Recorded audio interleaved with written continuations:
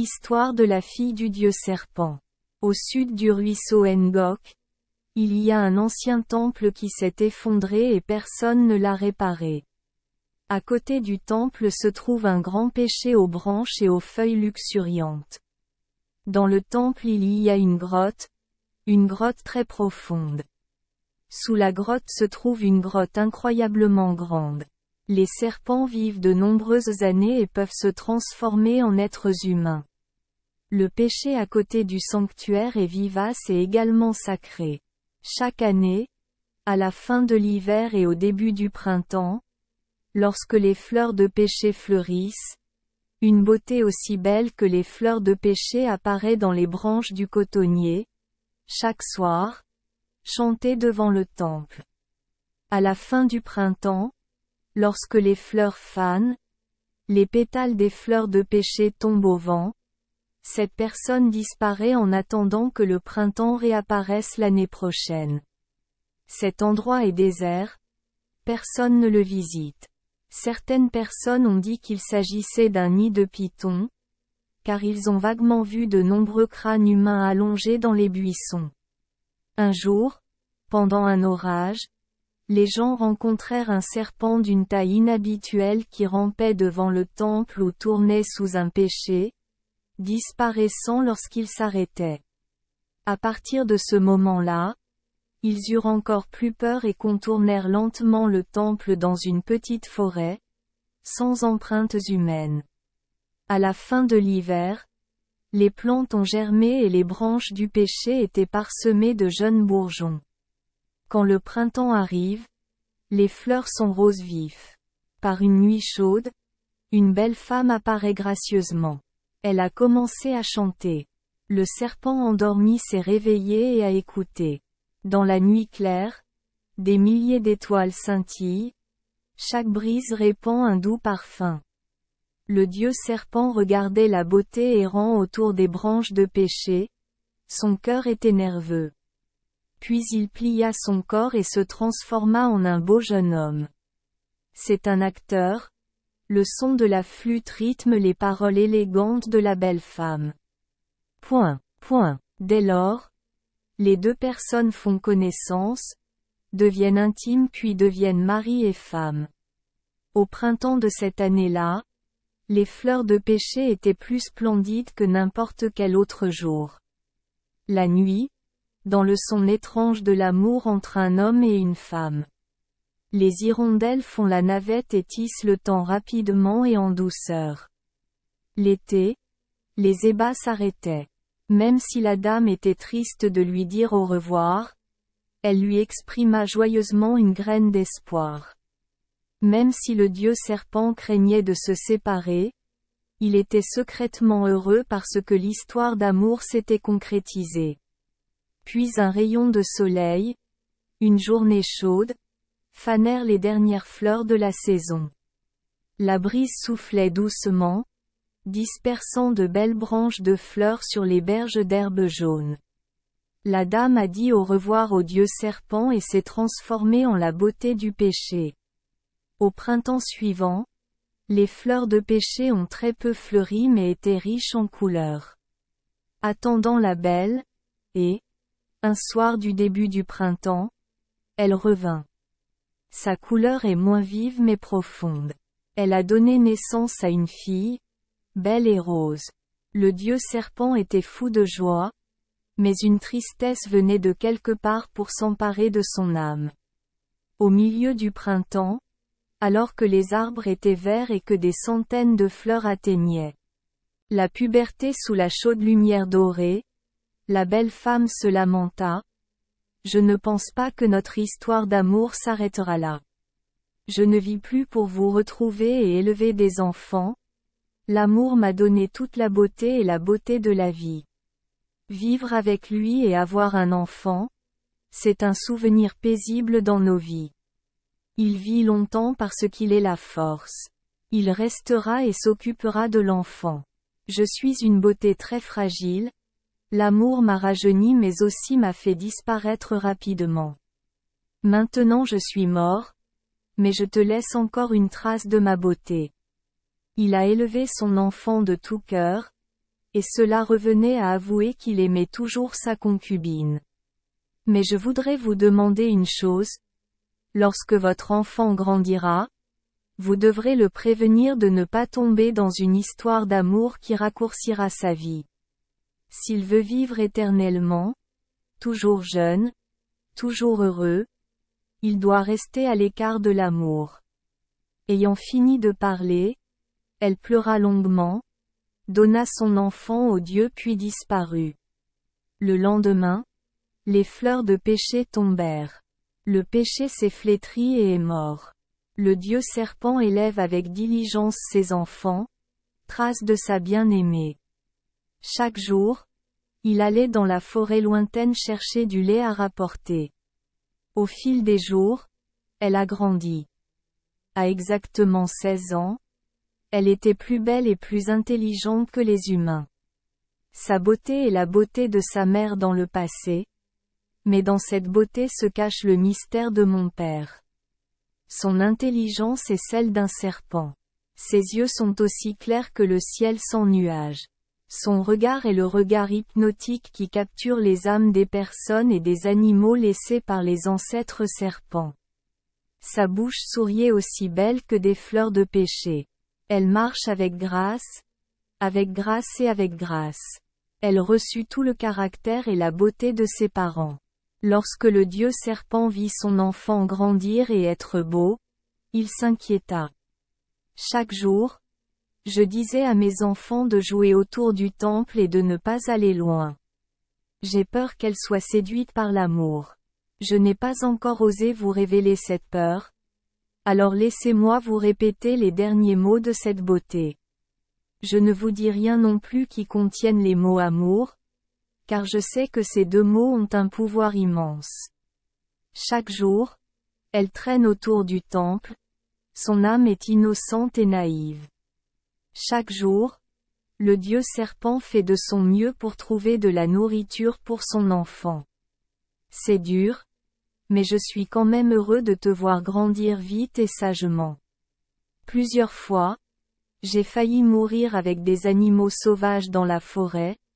J'en revenais triste, mon visage montrant encore des signes de peur.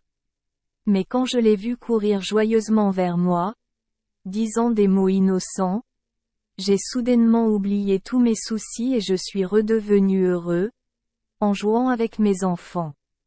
Un après-midi, il pleuvait à verse, et quand la nourriture est arrivée, je suis rentré chez moi. Le bon vieux temps. À cette époque, le Dieu était arrogant et majestueux, personne n'osait ternir son nom. Tous les animaux sauvages et les humains sont évités. Dieu est en très bonne santé et ne sait pas ce qu'est la fatigue.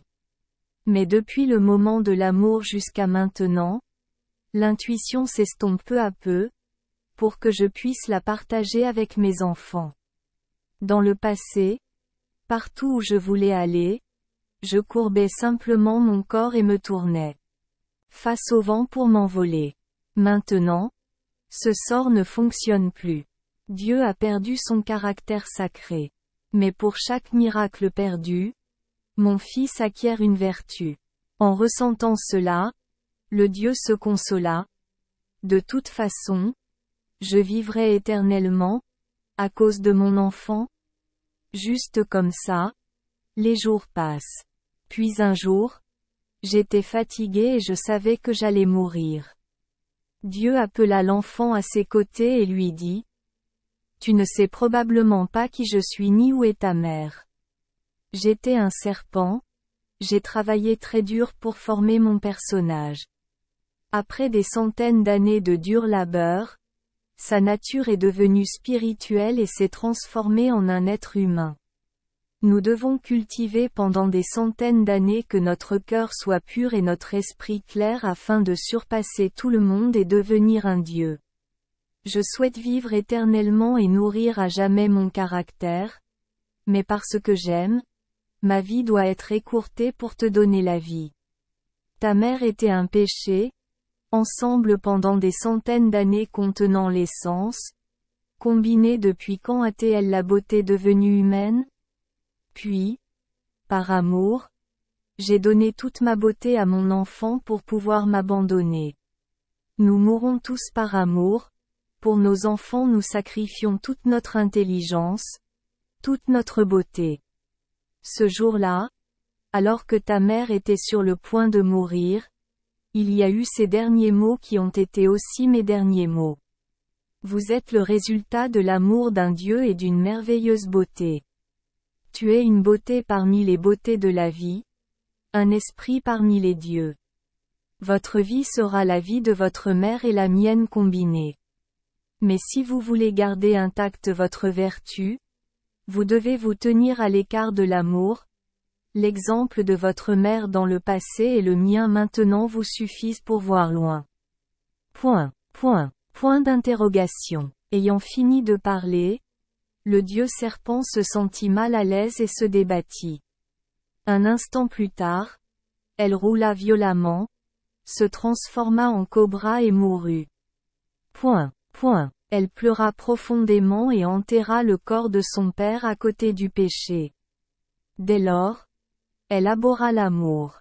Elle ne savait pas ce que c'était, mais elle a juré devant la tombe de ses parents que partout où elle rencontrerait l'amour, celui-ci serait détruit. Sa beauté et son intelligence captivent les animaux. Les abeilles viennent construire des nids pour lui libérer du miel. Les faisans et les poules sauvages pondent des œufs et se laissent attraper pour leur viande. Une telle vie est facile et heureuse. Restant au même endroit, elle se sentait frustrée et voulait partir loin, trouver une nouvelle scène, trouver toutes les occasions de trouver l'amour pour venger ses parents.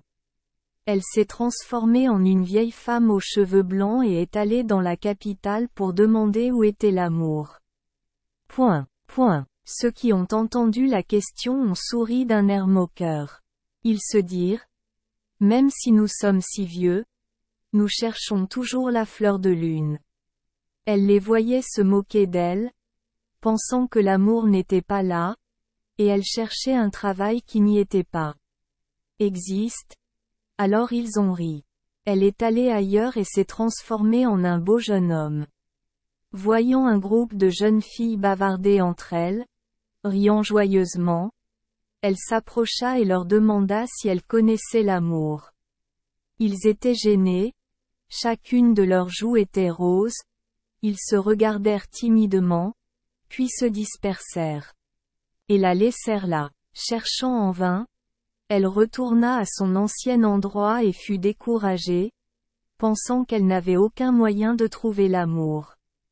Un après-midi, elle se rendit au bord du ruisseau de jade. La lumière de l'après-midi brillait sur le ruisseau, la brise fraîche soufflait. De temps en temps, elle se sentait étourdie, extrêmement étourdie. Un couple d'oiseaux volait côte à côte, s'envolait au loin, jusqu'à l'horizon, puis disparaissait dans la brume.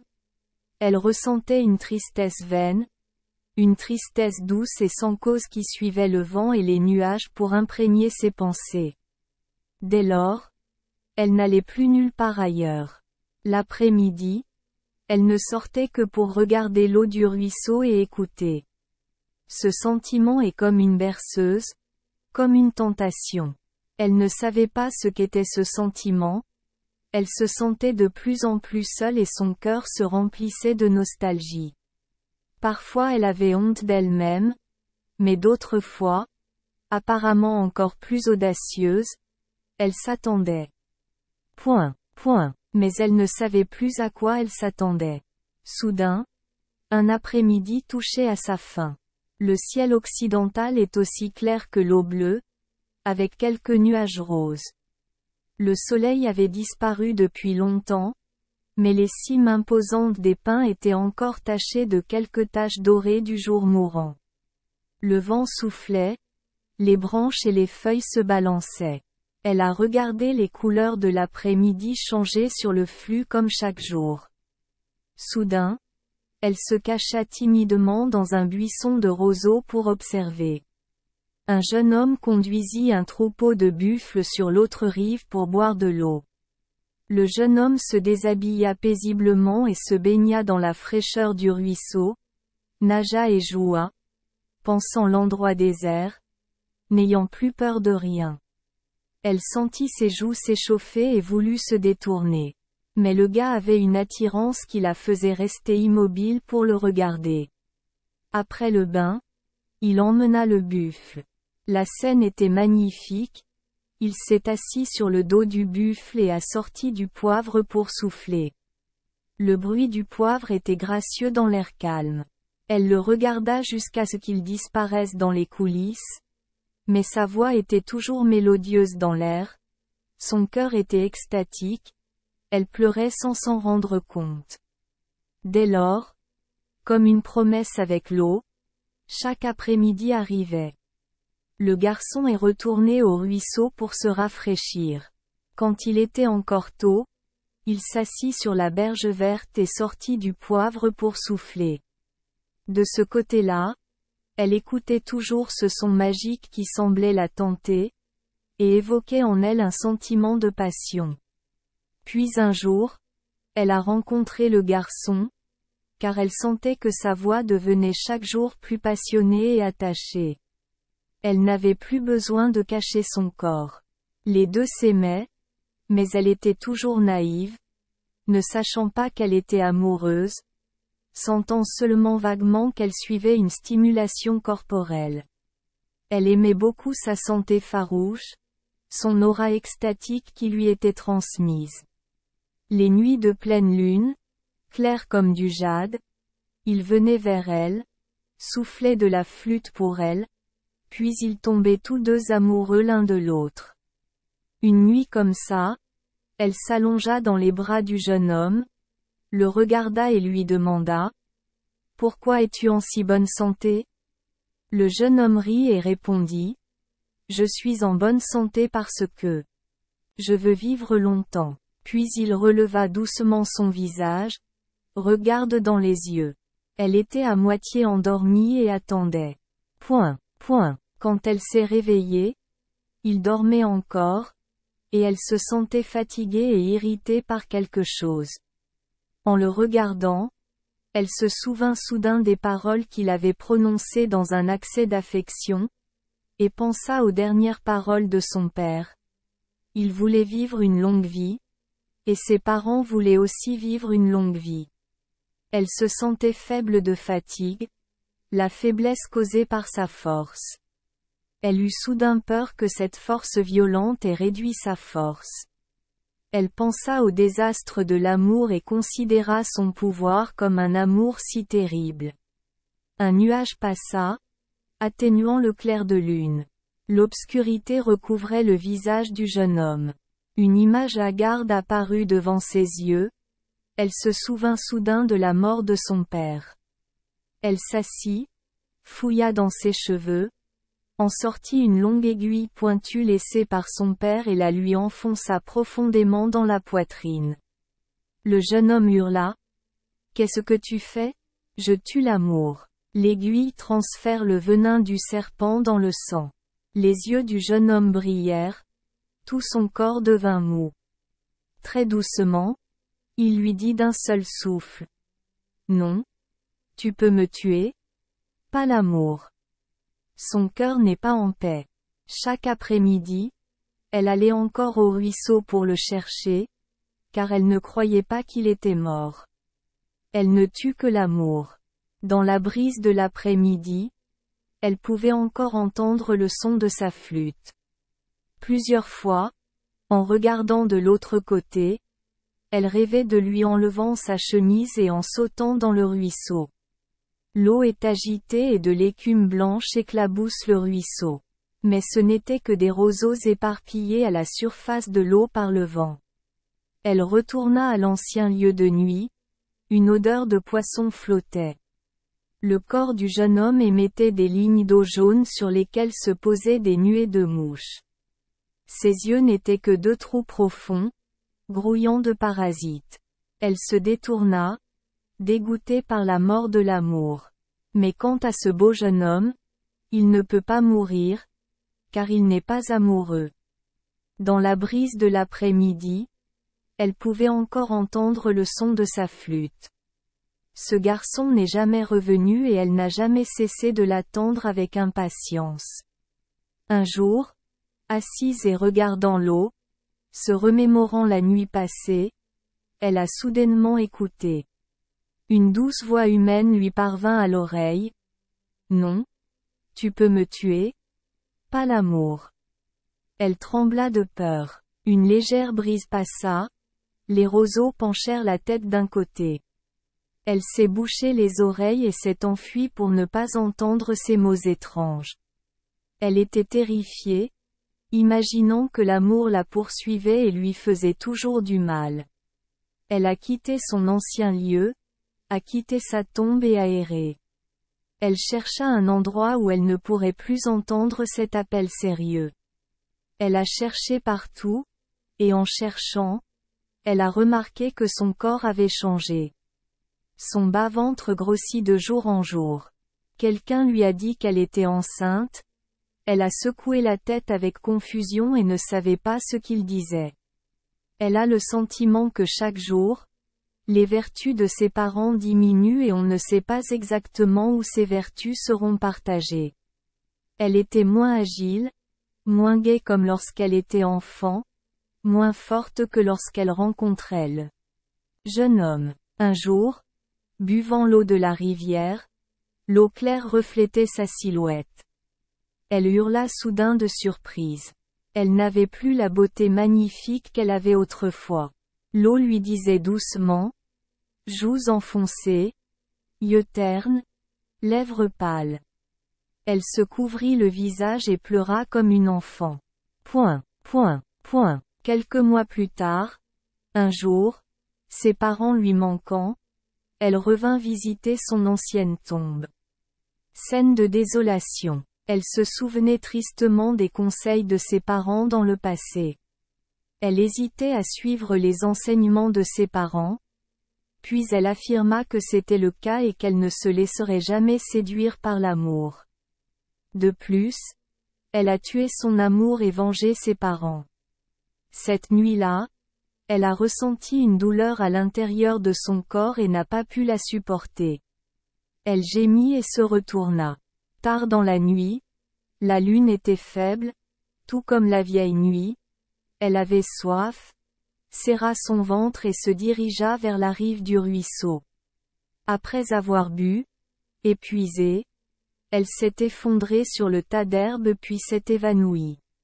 Le lendemain matin, un voyageur qui passait par ici a entendu le bruit d'un enfant qui pleurait, alors il a sorti une serpillière pour le chercher. Sur l'herbe, un bébé rose venait de naître, allongé et pleurant parce qu'il avait soif de lait. À côté de l'enfant, un serpent son dos parsemé de points rouges ressemblant à des fleurs de pêcher gisait en cercle. Dans le ventre du serpent, il y avait une longue coupure. Le voyageur a eu peur, a reçu un coup et a battu l'animal à mort, puis a rapidement emporté le bébé. Merci les enfants des Esperluette Croisillon 39.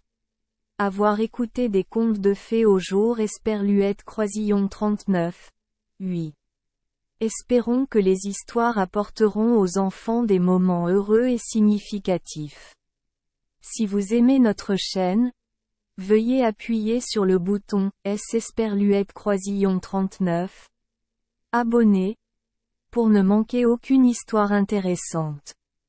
Je vous souhaite une bonne nuit de sommeil et de beaux rêves.